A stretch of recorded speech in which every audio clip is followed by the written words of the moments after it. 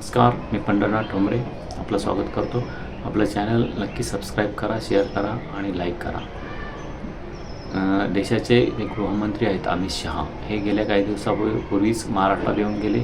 रायगडावर ते आले होते. त्यांनी छत्रपती शिवाजी महाराजांचा आपल्या भाषणामध्ये एकेरी उल्लेख केला. शिवाजी म्हणून असा उल्लेख केला आणि त्यावर उभाटा गटाचे उद्धव बाळासाहेब ठाकरे गटाचे शिवसेनेचे जे प्रवक्ते आहेत त्यांनी संजय राऊत यांनी अमित शहा यांच्यावर टीका करत देशाचे गृहमंत्री असूनही महाराष्ट्राचे आराध्य दैवत असलेल्या छत्रपती शिवाजी महाराज यांचा शिवाजी म्हणून असा एकेरी उल्लेख केला आणि तो छत्रपती शिवाजी महाराजांचा अपमान आहे, महाराष्ट्राचा अपमान आहे अशी टीका करत देवेंद्र फडणवीस हे आता गृहमंत्र्यांना किंवा छत्रपती शिवाजी महाराजावर टीका करणाऱ्यांना कडेलोट करणार होते.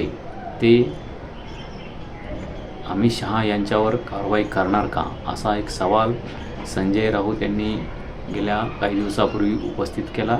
आणि यापूर्वीही देशाचे गृहमंत्री अमित शहा यांनी संसदेच्या सभागृहामध्ये आंबेडकर आंबेडकर आंबेडकर क्या लगा बैठे हो एवढ्या वेळेस जर आंबेडकरांचं नाव घेतलं तर तुम्हाला स्वर्ग लाभेल असा एक वक्तव्य केलं होतं. आणि त्यामुळे आंबेडकरी जनता ही रस्त्यावर उतरली होती. अमित शहा यांचा निषेध केला होता आणि अमित शहा यांच्यावर कारवाई करावी, अमित शहा यांनी आपल्या पदाचा राजीनामा द्यावा अशी मागणी केली होती. त्यामुळे अमित शहा यांचं जे वक्तव्य आहे त्यावेळी हे भाजपाला कोंडीत पकडणारं होतं आणि त्यामुळे आंबेडकरी समाज हा भाजप सोडून दूर जातो आहे का, तो काँग्रेसकडे वळला जातो आहे का अशी एक भीती भाजपामध्ये निर्माण झाली होती.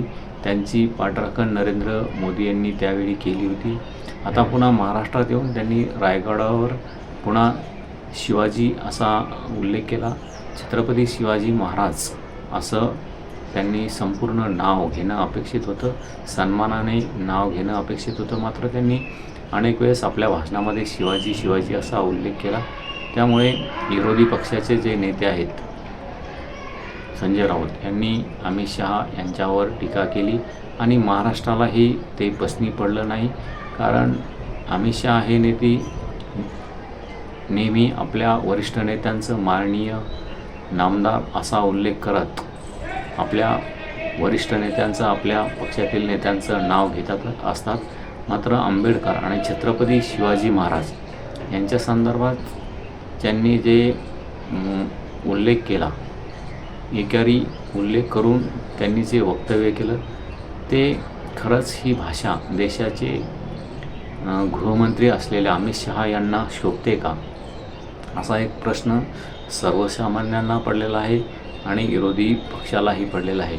त्यामुळे यापुढे अमित शहा असे वक्तव्य करून जे लोकांना अपेक्षित नाही, एखाद्या देशाच्या गृहमंत्र्यांनी असं बोलणं, महापुरुषांच्या संदर्भात असं एकेरी उल्लेख करणं हे देशाच्या जनतेच्या पसनी पडणारं नाही. त्यामुळे अमित शहा यांनी यापुढे महापुरुषाच्या संदर्भात एकेरी उल्लेख टाळून सन्मानाने या संदर्भात बोललं पाहिजे.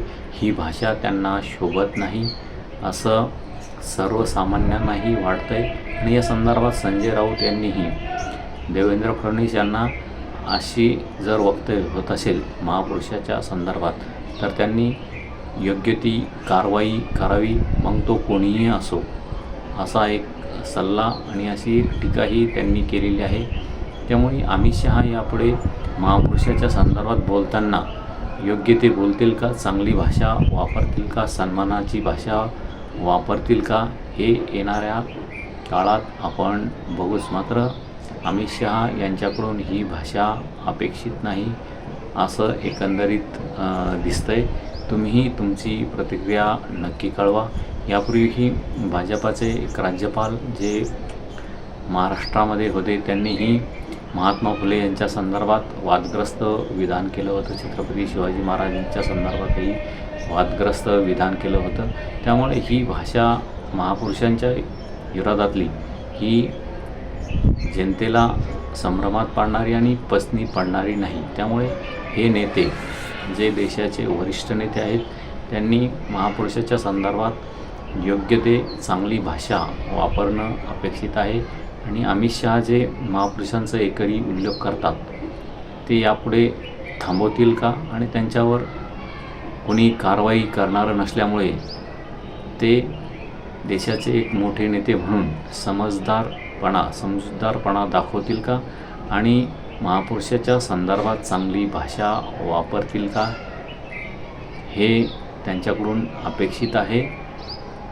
अन्यथा जनता आक्रमक झाल्यास योग्य तो निर्णय जनता ही मतदानाच्या माध्यमातून घेऊ शकते. एखादा समाजाच्या दैवताच्या विरोधात जर बोलल्यास असा समाज हा लक्ष ठेवून निवडणुकीच्या दरम्यान मतदान करत असतो आणि त्याचा फटका त्या संबंधित पक्षांना निवडणुकीच्या दरम्यान बसू शकतो असं दिसतंय. त्यामुळे अमित शहा यापुढे महापुरुषाच्या संदर्भात वक्तव्य करताना सन्मानाने करतील अशी अपेक्षा आहे. त्यांची जी भाषा आहे ती त्यांना शोभत नाही. त्यामुळे अमित शहा हे येणाऱ्या काळात चांगली भाषा बोलतील असं अपेक्षित आहे. तुम्हीही तुमची प्रतिक्रिया नक्की कळवा की एखाद्या महत्त्वाच्या पदावर बसल्यानंतर किंवा एक सर्वसामान्य माणूसही असो, त्याने जर महापुरुषाच्या विरोधात बोललं आणि सन्मानाने बोलले नाही तर त्यावर योग्य ती कारवाई झाली पाहिजे, मग तो कोणीही असो. त्यामुळे यापुढे अमित शहा हे महापुरुषांच्या संदर्भात सन्मानाने बोलतील अशी अपेक्षा करूया. तुम्ही तुमची प्रतिक्रिया नक्की कळवा. आपलं चॅनल नक्की सबस्क्राईब करा, शेअर करा आणि लाईक करा. धन्यवाद. थांबतो.